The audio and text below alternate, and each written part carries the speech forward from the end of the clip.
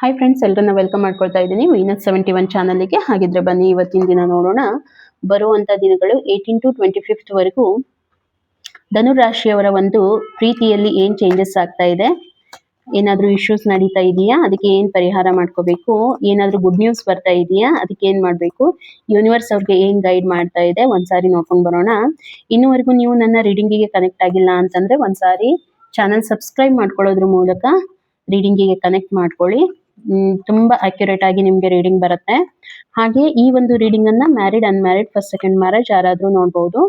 ಮತ್ತೆ ರೀಡಿಂಗ್ ನಿಮ್ಗೆ ಎಷ್ಟು ರೆಸೊನೇಟ್ ಆಗುತ್ತೆ ಅಷ್ಟನ್ನ ಮಾತ್ರ ತಗೊಳ್ಳಿ. ಓದಿದ್ದು ಆಸ್ ಎ ಗೈಡ್ಲೈನ್ಸ್ ಅಂತ ತಗೊಳ್ಳಿ. ಓಕೆ, ರೀಡಿಂಗ್ ಅನ್ನ ನಿಮ್ಮ ಫ್ರೆಂಡ್ಸ್, ಕಾಲೀಗ್ಸ್ ಜೊತೆಗೆ ಶೇರ್ ಮಾಡ್ಕೊಳ್ಳಿ. ಅವ್ರಿಗೂ ಕೂಡ ಏನ್ ಬರ್ತಾ ಇದೆ, ಅವ್ರಿಗೆ ತೊಂದರೆ ಬರ್ತಾ ಇದೆಯಾ, ಏನ್ ಬರ್ತಾ ಇದೆ ಅವರು ಕೂಡ ಚೆಕ್ ಮಾಡ್ಲಿ ಅಂತ ಹೇಳ್ತಾ, ಹಾಗಿದ್ರೆ ಪ್ರೆಸೆಂಟ್ ಮೊಮೆಂಟು ಧನುರಾಶಿಯವರ ಒಂದು ಎನರ್ಜಿ ನಾನು ನೋಡ್ತಾ ಇದ್ದೀನಿ. ತುಂಬಾ ಚೆನ್ನಾಗಿರುವಂತ ಎನರ್ಜಿ. ಫೋಕಸ್ಡ್ ಆಗಿದ್ದೀರಾ. ಕರಿಯರ್ ಇರ್ಬೋದು, ಜಾಬ್ ಇರ್ಬೋದು, ನಿಮ್ಮ ಬಿಸ್ನೆಸ್ ಇರ್ಬೋದು, ಮತ್ತೆ ನಿಮ್ಮ ರಿಲೇಶನ್ಶಿಪ್ ಅಲ್ಲಿ ಇರ್ಬೋದು, ಯಾವ್ದಾದ್ರು ಇರ್ಬೋದು. ನೀವು ತುಂಬಾ ಫೋಕಸ್ಡ್ ಆಗಿದ್ದೀರಾ, ಎಕ್ಸ್ಪೀರಿಯನ್ಸ್ ಆಗಿದ್ದೀರಾ, ಒಂದು ಪವರ್ ಅಲ್ಲಿ ಇದ್ದೀರಾ, ಅಥಾರಿಟಿಯಲ್ಲಿ ಇದ್ದೀರಾ. ಇನ್ನು ಹೇಳ್ಬೇಕು ಅಂತಂದ್ರೆ ಈ ಒಂದು ಪವರ್ ಅಥಾರಿಟಿ ನಿಮ್ಗೆ ಹಾಗೆ ಬಂದಿರೋದಲ್ಲ, ತುಂಬಾ ನೀವು ಎಫರ್ಟ್ ಹಾಕಿದ್ದೀರಾ. ಈ ಪೊಸಿಷನ್ಗೆ ನೀವು ಬರಬೇಕು ಅಂತಂದ್ರೆ ತುಂಬಾ ಚೆನ್ನಾಗಿ ಡಿಸಿಷನ್ ಮೇಕರ್ ಆಗಿದ್ದೀರಾ. ಡಿಸಿಷನ್ಸ್ ಅನ್ನ ಚೆನ್ನಾಗಿ ತಗೊಳ್ತೀರಾ. ಸ್ಟೆಬಿಲಿಟಿ ಇದೆ, ಬ್ಯಾಲೆನ್ಸ್ಡ್ ಆಗಿದ್ದೀರಾ. ಎಲ್ಲ ಕಡೆಯಿಂದನೂ ಹೊಸ ಹೊಸ ವಿಚಾರಗಳು ಬರುತ್ತೆ. ಅದ್ರ ಪ್ರಕಾರ ನೀವು ವರ್ಕ್ ಮಾಡ್ತಾ ಹೋಗ್ತೀರಾ. ಒಂದು ಫ್ರೀಡಮ್ ಇದೆ, ಅದು ತುಂಬಾ ಫೋಕಸ್ಡ್ ಆಗಿದ್ದೀರಾ. ಓಕೆ, ಆ ಒಂದು ಎನರ್ಜಿ ನನಗೆ ಇಲ್ಲಿ ಕಾಣ್ತಾ ಇದೆ. ಪ್ರೆಸೆಂಟ್ ಮೊಮೆಂಟು ಧನುರ್ ರಾಶಿಯವರ ಒಂದು ಎನರ್ಜಿ. ಇನ್ನು ನಿಮ್ಮ ಒಂದು ಎನರ್ಜಿ, ನಿಮ್ಮ ಒಂದು ಫೀಲಿಂಗ್ಸ್ ನಿಮ್ಮ ಪಾರ್ಟ್ನರ್ ಬಗ್ಗೆ ಏನಿದೆ ಅನ್ನೋದು, ಅಥವಾ ನಿಮ್ಮ ಪಾರ್ಟ್ನರ್ ಫೀಲಿಂಗು ನಿಮ್ಮ ಬಗ್ಗೆ ಏನಿದೆ ಅನ್ನುವಂಥದ್ದನ್ನ ಒಂದ್ಸಾರಿ ನಾವು ನೋಡ್ಕೊಂಡು ಬರೋಣ. ಏನ್ ಹೇಳ್ತಾ ಇದೆ ಕಾರ್ಡ್ ಹಾಗಿದ್ರೆ. ಸೊ ನಾನಿಲ್ಲಿ ನೋಡ್ತಾ ಇರೋವಂಥದ್ದು, ನೀವು ನಿಮ್ಮ ಪಾರ್ಟ್ನರ್ ಬಗ್ಗೆ ಏನು ವಿಚಾರಗಳನ್ನ ಇಟ್ಕೊಂಡಿದ್ದೀರಾ, ಏನ್ ವಿಚಾರ ಮಾಡ್ತೀರಾ ನೀವು ಅವ್ರ ಬಗ್ಗೆ.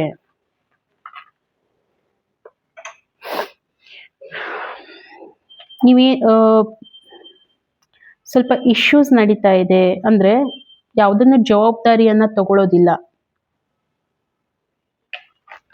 ರಿಲೇಶನ್ಶಿಪ್ ವೈಸ್ ನೋಡಿದಾಗ ಸ್ವಲ್ಪ ಜವಾಬ್ದಾರಿದ ಇಶ್ಯೂ ಬರ್ತಾ ಇದೆ. ಎಲ್ಲ ಇಂಡಿವಿಜುವಲ್ ಆಗಿನೇ ನೀವು ಮಾಡ್ತೀರಾ, ಅವರು ಅಷ್ಟು ಪ್ರಯಾರಿಟಿ ಕೊಡ್ತಾ ಇಲ್ಲ. ಹೊಸ ಹೊಸ ಫ್ರೆಂಡ್ಸ್ ಅಂತ ಮಾಡ್ಕೊಳ್ಳೋದು, ಸ್ವಲ್ಪ ಸಿನ್ಸಿಯಾರಿಟಿದು ಪ್ರಾಬ್ಲಮ್ ಇದೆ, ಜನರಸದ ಪ್ರಾಬ್ಲಮ್ ಇದೆ. ಆದ್ರೂ ಕೂಡ ಸಪೋರ್ಟಿವ್ ಆಗಿರ್ತಾರೆ. ಓಕೆ, ಈ ಒಂದು ವಿಚಾರ ನಿಮ್ಮ ಬಗ್ಗೆ ಇರುವ, ನೀವು ನಿಮ್ಮ ಪಾರ್ಟ್ನರ್ ಬಗ್ಗೆ ಇಟ್ಕೊಂಡಿರುವಂತದ್ದು. ನಿಮ್ಮ ಪಾರ್ಟ್ನರ್ ನಿಮ್ಮ ಬಗ್ಗೆ ಏನು ವಿಚಾರ ಮಾಡ್ತಾರೆ ಹಾಗಿದ್ರೆ. ನಿಮ್ಮ ಪಾರ್ಟ್ನರ್ ನೋಡಿ ನಿಮ್ಮ ಬಗ್ಗೆ ವಿಚಾರ ಮಾಡ್ತಾ ಇರುವಂತದ್ದು, ತುಂಬಾ ಇಮ್ಯಾಚೂರ್ ಆಗಿದ್ದೀರಾ. ಎಲ್ಲಾ ಒಂದು ಆಸ್ಪೆಕ್ಟ್ ಇಂದ ನೋಡಿದಾಗ ಅವ್ರಿಗೆ ಅನ್ಸುತ್ತೆ ನೀವು ನಿಮ್ಮ ರಿಲೇಶನ್ಶಿಪ್ಗೆ ಕೊಡುವಂತ ಟೈಮ್ ಕೊಡ್ತಾ ಇಲ್ಲ, ಡಿಸಿಷನ್ಸ್ ಅನ್ನ ತಗೊಳ್ತಾ ಇಲ್ಲ. ತುಂಬಾ ಎನರ್ಜೆಟಿಕ್ ಆಗಿ ಮುಂದೆ ವರ್ಕೊಂಡು ಹೋಗ್ತೀರಾ, ಇದನ್ ಮಾಡ್ಬೇಕು ಅದ್ ಮಾಡ್ಬೇಕು ಅಂತ ಹೇಳಿ. ಬಟ್ ಅಲ್ಲಿ ಅವ್ರಿಗೆ ಡಿಸಪಾಯಿಂಟ್ಮೆಂಟ್ ಸಿಗುತ್ತೆ. ಯಾಕಂತಂದ್ರೆ ಕಮಿಟ್ಮೆಂಟ್ ಇಶ್ಯೂ ಇದೆ. ಕಮಿಟ್ಮೆಂಟ್ ಕೊಡ್ತಾ ಇಲ್ಲ. ಕಮಿಟ್ಮೆಂಟ್ ಕೊಟ್ಟರು ಕೂಡ ಅದನ್ನ ನಿಭಾಯಿಸಕ್ ನಿಮ್ಗೆ ಆಗ್ತಾ ಇಲ್ಲ. ಹಾಗಾಗಿ ಅವರು ಇದು ಅನ್ಕೋತಾರೆ, ರಿಲೇಶನ್ಶಿಪ್ ಅಲ್ಲಿ ನೀವು ಇಮ್ಮೆಚುರಿಟಿ ತೋರಿಸ್ತಾ ಇದ್ದೀರಾ, ಜವಾಬ್ದಾರಿಗಳನ್ನ ತಗೊಳ್ತಾ ಇಲ್ಲ.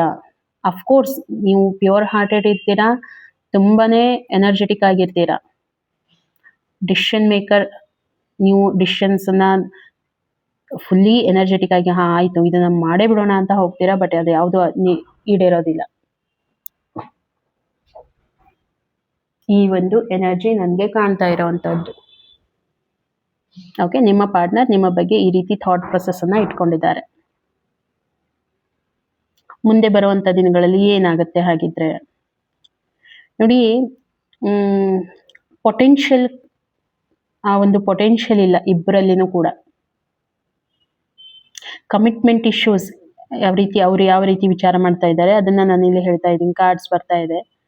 Fulfilment issues, commitment issues, grounded, ಇಬ್ರು ಕೂಡ ಗ್ರೌಂಡೆಡ್ ಇಲ್ಲ. ಇಬ್ರು ಕೂಡ ಮೆಚುರಿಟಿಯನ್ನ ತೋರಿಸ್ತಾ ಇಲ್ಲ ರಿಲೇಶನ್ಶಿಪ್ ಅಲ್ಲಿ. ಆ ಫುಲ್ಫಿಲ್ಮೆಂಟ್ ಇಲ್ಲ ಇಬ್ಬರಿಗೂ ಕೂಡ. ಎಲ್ಲೋ ನಿಮ್ಮ ಚಕ್ರಗಳು ಇಂಬ್ಯಾಲೆನ್ಸ್ ಆಗಿದೆ. ರಿಲೇಶನ್ಶಿಪ್ ಅಲ್ಲಿ ನೋಡಿ ಹಾರ್ಟ್ ಚಕ್ರ ಆಕ್ಟಿವೇಟ್ ಇದ್ದಾಗ ಏನಾಗುತ್ತೆ, ಸೊ ನಿಮ್ಗೆ ರಿಲೇಶನ್ಶಿಪ್ ಅಲ್ಲಿ ಯಾವುದೇ ರೀತಿ ಪ್ರಾಬ್ಲಮ್ ಬರೋದಿಲ್ಲ. ಬಟ್ ಇಲ್ಲಿ ಎಲ್ಲೋ ನನಗೆ ಅನ್ಸುತ್ತೆ ಹಾರ್ಟ್ ಚಕ್ರ ಬ್ಲಾಕೇಜಸ್ ಅಂತ ಹೇಳಿ, ಯಾಕಂದ್ರೆ ಇಲ್ಲಿ ಬರ್ತಾ ಇರೋಂಥದ್ದು ಚಕ್ರ ಬ್ಲಾಕೇಜಸ್ ಪ್ರಾಬ್ಲಮ್ ಇದೆ. ಸೊ ಈ ಟೈಮಲ್ಲಿ ನಾವು ಹೀಲ್ ಮಾಡ್ಕೋಬೇಕು, ನೇಚರ್ಗೆ ಕನೆಕ್ಟ್ ಆಗಬೇಕು, ಮೆಡಿಟೇಷನ್ ಮಾಡಬೇಕು, ಹೀಲಿಂಗ್ ತಗೋಬೇಕು. ಇಬ್ರು ಕೂಡ ಅದನ್ನ ಮಾಡ್ತಾ ಇಲ್ಲ. ಓಕೆ, ಇದು ಒಂದು. ಇನ್ನು ಫ್ಯೂಚರಲ್ಲಿ ಏನಾಗುತ್ತೆ ಹಾಗಿದ್ರೆ, ಫ್ಯೂಚರಲ್ಲಿ ನೋಡಿ ನಾನು ಹೇಳೋದು, ತುಂಬಾ ಸಜೆಷನ್ಸ್ ಕೊಡ್ಲಿಕ್ಕೆ ಹೋಗ್ಬೇಡಿ. ನೀವಿರ್ಬೋದು, ಅವ್ರು ಕೊಡ್ತಾರೆ ಅಂತಂದ್ರೆ ಮೋಸ್ಟ್ಲಿ ನಾನು ಅನ್ಕೊಳ್ಳೋದು ನೀವೇ ಅವ್ರಿಗೆ ಏನೋ ಸಜೆಷನ್ಸ್ ಅನ್ನ ಕೊಡ್ತೀರಾ ಅಂತ ಹೇಳಿ. ಯಾಕಂದ್ರೆ ಅವರೇ ಈ ರೀತಿ ಥಿಂಕ್ ಮಾಡ್ತಾ ಇದ್ದಾರೆ. ಓಕೆ, ತುಂಬಾ ಸಜೆಷನ್ಸ್ ಎಲ್ಲ ಕೊಡ್ಲಿಕ್ಕೆ ಹೋಗ್ಬೇಡಿ, ನಿಮ್ಗೆ ಡಿಸಪಾಯಿಂಟ್ಮೆಂಟ್ ಆಗುತ್ತೆ. ಇನ್ವಾಲ್ವ್ಮೆಂಟ್ ಜಾಸ್ತಿ ತಗೊಳ್ಳಿಕ್ ಹೋಗ್ಬೇಡಿ. ಅವ್ರದ್ದೊಂದು ಲೈಫ್ ಇರುತ್ತೆ, ಅವ್ರದ್ದೊಂದು ಝೋನ್ ಇರುತ್ತೆ. ಯಾಕೆ ಇದನ್ನ ಹೇಳ್ತಾ ಇದ್ದೀನಿ ಅಂತಂದ್ರೆ, ಸ್ವಲ್ಪ ಫ್ರೀಡಮ್ ಅಂತ ಅವಶ್ಯಕತೆ ಇರುತ್ತೆ ಎಲ್ರಿಗೂ ಕೂಡ. ಅಫ್ಕೋರ್ಸ್ ಫ್ರೀಡಮ್ ಅಂತಂದ್ರೆ ನೋಡಿ, ಒಂದ್ ಲೆವೆಲ್ ಅಲ್ಲಿ ಅವ್ರಿಗೂ ಕೂಡ ಫ್ರೀಡಮ್ ಬೇಕು. ಅದು ನೀವು ಕೊಡ್ಲಿಲ್ಲ ಅಂತಂದ್ರೆ ಎಲ್ಲೋ ಒಂದ್ ಕಡೆ ನೀವೇ ಡಿಸಪಾಯಿಂಟ್ಮೆಂಟ್ ಆಗುವಂತದ್ದು ಇಲ್ಲಿ ನನಗೆ ಕಾಣ್ತಾ ಇದೆ. ನಿಮ್ಮ ಹತ್ರ ನಾಲೆಜ್ ಇದೆ ಇಲ್ಲಂತಲ್ಲ, ಆ ನಾಲೆಜ್ ಇದೆ ನೋಡಿ. ಫಸ್ಟ್ ಆಫ್ ಆಲ್ ನಾನು ಅದನ್ನೇ ಹೇಳಿದೆ, ತುಂಬಾ ನಾಲೆಜ್ಡ್ ಪರ್ಸನ್ ಇದ್ದೀರಾ ಅಂತ ಹೇಳಿ. ಬಟ್ ಯಾರಿಗೆ ಆ ನಾಲೆಜ್ ನೀಡಿದೆ ಅವ್ರಿಗೆ ಕೊಡಿ. ಅದನ್ನ ನೀವು ಎಲ್ರಿಗೂ ಕೊಡ್ತಾ ಹೋದ್ರೆ ಏನಾಗುತ್ತೆ, ಯೂಸ್ ಆಗೋದಿಲ್ಲ. ಎಷ್ಟು ಜನ ಅದನ್ನ ತಗೊಳ್ತಾರೆ, ಯಾರಿಗೆ ನೀಡ್ ಇರುತ್ತೆ ಅವ್ರು ಸ್ವತಃ ನಿಮ್ಮ ಹತ್ರ ಬಂದು ಕೇಳ್ತಾರೆ, ಹಾ ಹೌದು ಈ ಪರ್ಸನ್ ಈ ರೀತಿ ತುಂಬಾ ಎಕ್ಸ್ಪೀರಿಯನ್ಸ್ ಇದ್ದಾರೆ, ಇವ್ರ ಹತ್ರ ಒಂದ್ ಮಾತು ನಾನು ಕೇಳಬೇಕು, ಸಜೆಷನ್ ತಗೋಬೇಕು ಅಂತ ಹೇಳಿ.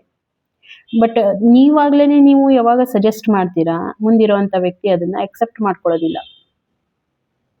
ಸೊ ಹಾಗಾಗಿ ನಿಮ್ಗೆ ಡಿಸಪಾಯಿಂಟ್ಮೆಂಟ್ ಆಗುವಂತದ್ದು, ಎಲ್ಲೋ ನೀವೇ ಡಿಪ್ರೆಷನ್ಗೆ ಹೋಗುವಂತದ್ದು, ನೆಗೆಟಿವಿಟಿ ನಿಮ್ಮಲ್ಲೇನೆ ಉಳ್ಕೊಳ್ಳುವಂತದ್ದು, ಈ ರೀತಿ ಎಲ್ಲ ನನಗೆ ಕಾಣ್ತಾ ಇದೆ.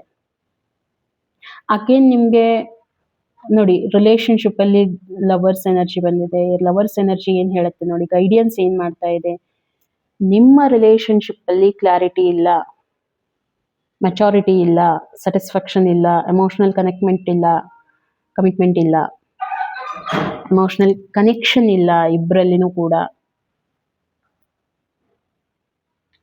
ಫುಲ್ಫಿಲ್ಮೆಂಟ್ ಏನ್ ಹೇಳ್ತೀವಿ, ಆ ಫುಲ್ಫಿಲ್ಮೆಂಟ್ ನನಗೆ ಕಾಣ್ತಾ ಇಲ್ಲ.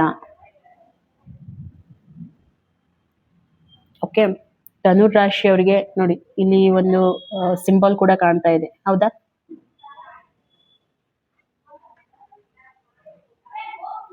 ಸೊ ಎಮೋಷನಲ್ ಫುಲ್ಫಿಲ್ಮೆಂಟು ಒಂದು ರಿಲೇಶನ್ಶಿಪ್ ಅಲ್ಲಿ ತುಂಬಾನೇ ಇಂಪಾರ್ಟೆಂಟ್ ಆಗಿರುತ್ತೆ. ಕನೆಕ್ಷನ್ ಬಿಲ್ಡ್ ಮಾಡ್ಕೊಳ್ಳಿ, ಯೂನಿವರ್ಸ್ ನಿಮ್ಗೆ ಹೇಳ್ತಾ ಇರುವಂತದ್ದು. ಓಕೆ, ಹಾಗಿದ್ರೆ ಈ ಒಂದು ರೀಡಿಂಗ್ ಧನುರಾಶಿಯವರಿಗೆ ಹೇಗೆ ಅನಿಸ್ತು, ಖಂಡಿತ ನನಗೆ ಒಂದು ಕಮೆಂಟ್ ಅಲ್ಲಿ ತಿಳಿಸಿ, ಎಷ್ಟು ರಿಲೇಟ್ ಆಯಿತು ಅಂತ ಹೇಳಿ. ರೀಡಿಂಗ್ ಇಷ್ಟ ಆಗಿದ್ರೆ ಒಂದು ಲೈಕ್ ಕೊಡಿ, ಮತ್ತೆ ಚಾನಲ್ಗೆ ಸಬ್ಸ್ಕ್ರೈಬ್ ಮಾಡ್ಕೊಳ್ಳಿ. ಅಕ್ಯುರೇಟ್ ಆಗಿ ನಿಮಗೆ ರೀಡಿಂಗ್ ಬರುತ್ತೆ. ಸಿಗೋಣ ಹಾಗಿದ್ರೆ ಇನ್ನೊಂದು ವಿಡಿಯೋದಲ್ಲಿ. ಅಲ್ಲಿವರೆಗೂ ಎಲ್ರಿಗೂ ಕೂಡ ಥ್ಯಾಂಕ್ ಯು.